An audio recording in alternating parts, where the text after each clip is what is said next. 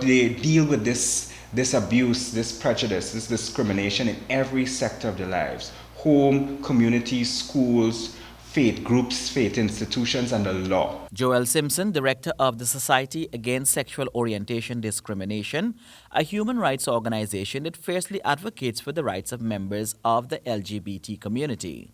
Amidst sketchy details, earlier this week, a Guyanese transgender leaped to her death from an apartment building in Suriname. That death, along with several other suicides in the local LGBT community, has brought to the fore the burning issue of stigma and discrimination and its rippling effects. Simpson says his organization's position is that mental health is a proverbial elephant in the room, brought about by various factors that drive desperation for acceptance as a human being in a society in which stigma and discrimination remain rampant.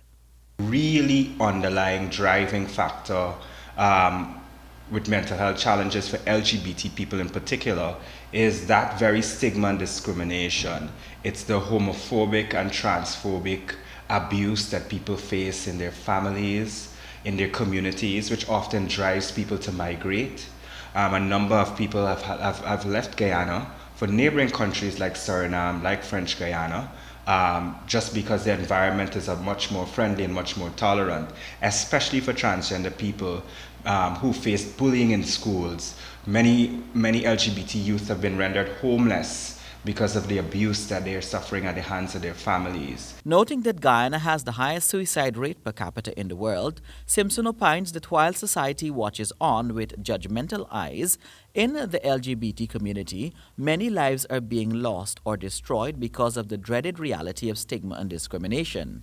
That situation, he says, contributes to a sense of hopelessness and exacerbates mental health issues. Those are major contributing factors which aggravates maybe existing challenges related to poverty, economic circumstances, socioeconomic circumstances that the LGBT people have to face in addition to the burdens that the average Guyanese faces. Simpson describes the news of the circumstances of the suicide of the Guyanese transgender known as Pepper as devastating to the LGBT community. She was able to make a better life for herself in Suriname.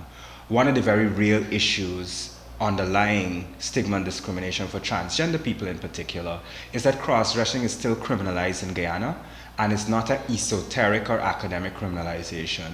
There have actually been prosecutions, and they continue to be prosecutions for cross-dressing in Guyana as recently as October 2015, where one of SASA's own clients, Kausila, we know her as Kausila, birth name Nicholas Kisoon, was prosecuted.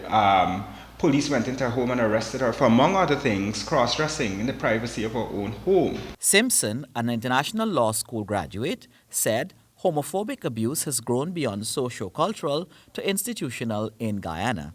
Guyana is the only country in this hemisphere that criminalizes cross-dressing, and one of 3 countries in the world that still criminalizes cross-dressing. The only other 2 countries are Nigeria and Malaysia under their Sharia law.